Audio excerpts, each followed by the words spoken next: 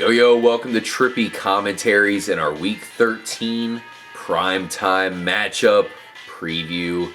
We have a big one here. Oh, yeah. The Kansas City Chiefs will host the Denver Broncos.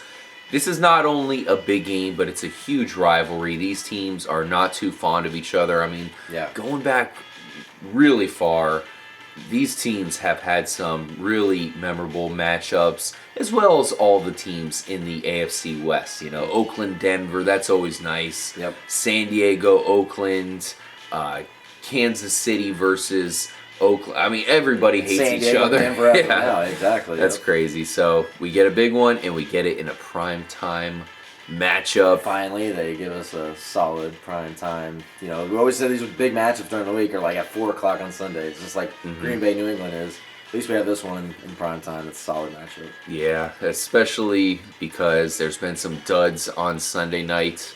Yeah. I don't think this is one of them. Can Peyton Manning get it done against one of the AFC's best pass defenses? Moment of silence for Eric Berry. Doesn't look good for him, guys. And he was having probably his best season yet. Hopefully, rough. Hopefully it's nothing serious and he can bounce back. 'Cause he's really a tremendous talent, a great guy for the NFL, man. Moment of silence. Let's get into this, guys. Kansas City at Denver, in Kansas City. Denver traveling to the vaunted Arrowhead Stadium. Loudest stadium. Jamal Charles, can he get it done against the Broncos? K-Mac, of course, also joined by Mark on Marjay.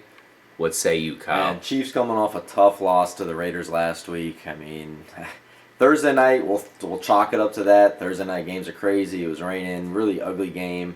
But I saw the Raiders being able to have success running against the Chiefs defense that's looked pretty good all year. Finally gave up their first rushing touchdown of the season to the Oakland Raiders, who would never call that happening.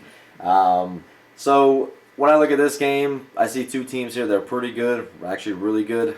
Denver's kind of fallen off lately. Kansas City coming off the week, losing off last week. It's really tough to gauge these teams right now. Who's going to bounce back this week? I'm calling Broncos to win this game. Like we said, Kansas City not having Eric Berry is such a crucial part. Plays center field, guy flies all around the field. Because of that, Denver's going to be able to open some things up downfield, and I'm taking Denver in the hostile Kansas City environment. With Murray looking so good against Kansas City, and C.J. Anderson is exploding. I mean, these Thursday games have been pretty good for running backs. The only thing I worry about is Anderson's had a lot of work recently. Some of these backups are not used to this much work. Yeah. Do you think he can get it done in this game? I think he can, man. I mean, he's looked great since the moment they had him going as a starter. I think really most running backs that Denver throws in right now is going to look good. I mean, we saw Hillman having success. Monty Ball had some success in the beginning of the year and he got banged up. And now you got C.J. Anderson's looking great as well. So with C.J. Anderson, I think he can remove the ball against this team. But I just don't know if this Kansas City defense is going to bounce back from last week. I mean, who would have thought that Kansas City defense would have left 24 points to the Raiders? Now, like I said, it was an ugly game Thursday night. Maybe that has a lot to do with it. At home, they probably shouldn't allow that to happen. But I think Denver is going to start bouncing back. We've kind of seen them not really being the Denver team we thought they'd be this year the past couple weeks. I see them bouncing using this week, going into Kansas City and winning that game and making a statement in the AFC. Let's bring in our betting guru here, Mark. We have the Denver Broncos as the favorite, but only by 2 points. I'm going Broncos straight up. Are you putting money on this one? Yeah, so I'm definitely going to be going with Denver in this game, and I have a few key stats on why I'm going with Denver. The first matchup between Denver and Kansas City this year, Peyton Manning had 3 touchdowns, no interceptions, and that was the first week of the season. Yeah. They only won the game by 7, but like I said, first week, still getting the jitters out and everything. Last week, he went against his nemesis, who is the Dolphins, and he actually has a losing record in his career against the Dolphins. Goes out 257 yards, 4 touchdowns, no interceptions. Very close game, too. And led his team to victory. So This week, I'm calling 5 touchdowns for Peyton Manning. He's going to have a huge week. Wow. He's going to go off against the secondary of the Kansas City Chiefs. Now, that's a great secondary. You just attributing that to Peyton Manning being on his game? Yeah. I think he's going to be in the zone. Going straight Terminator mode. Right.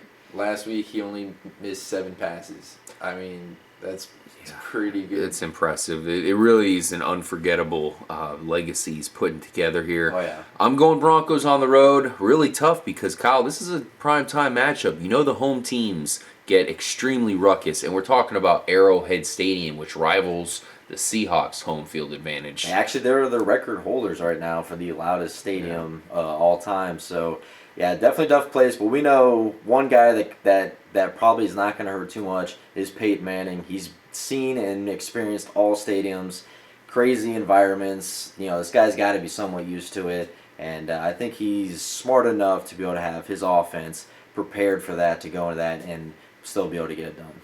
Now, I don't expect Julius Thomas to play. I think they're going to hold him out in this game.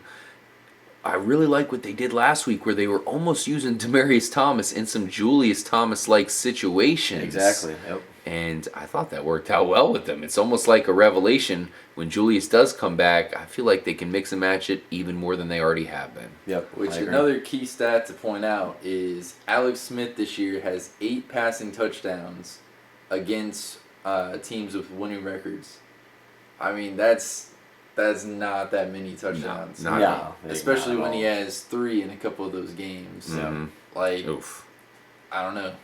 It seems like and Denver's defense is pretty solid too. Very so, solid. I mean, they did give up quite a bit of points to the Dolphins last week, but they're still pretty good. They can create pressure when they need to. So it seems like Alex Smith is. Like, it's going to be a great game. I mean, it's and hey, if Jamal Charles can take over that game somehow, I mean that swings it right into Kansas City's favor at home. If Kansas City gets out to an early lead, man, it's going to be hard for Denver to come back in that stadium. Right.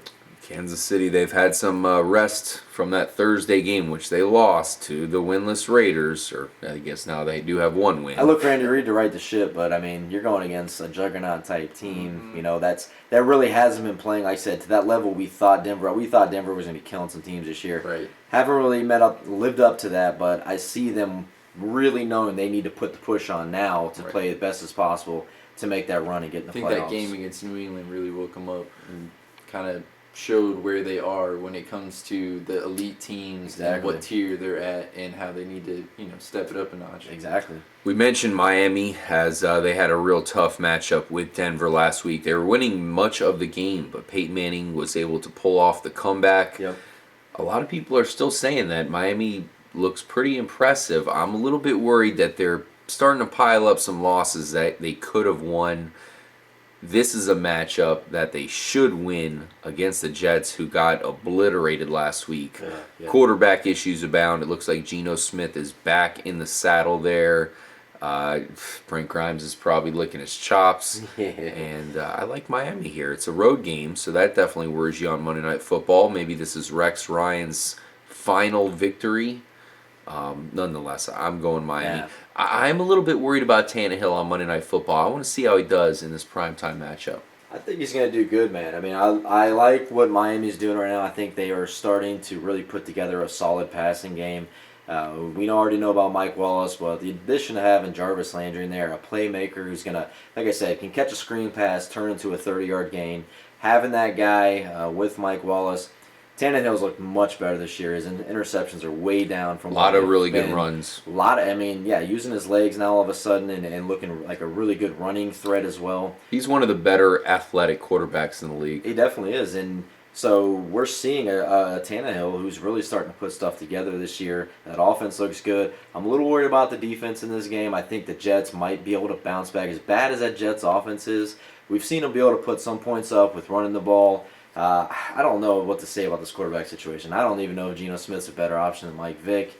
Maybe he's going to last the whole game without getting injured. That's about the only difference I can notice. But I cannot pick the Jets on anything right now. I'm not putting my money on them. And definitely not going on this game. I'm going to Miami. Definitely going to cover in New York. Now, Mark, we do have an interesting situation here. You have the Jets at home, Monday Night Football game, getting 6.5 points. I mean, are you going to put anything into that? I'm gonna stay away from this game when it comes to betting, but I mean, my advice would be to go on the Dolphins. I think Tannehill's gonna be able to have a good game. The Jets last week only scored 3 points against Buffalo, and that's without any weather coming into play because they were playing in Detroit. Exactly. So this week, I mean, you're gonna be in the elements, and Miami proved last week in Denver that they can put up points when it's cold out. Even though they're from Miami, a lot of their players are still, not from South Florida themselves.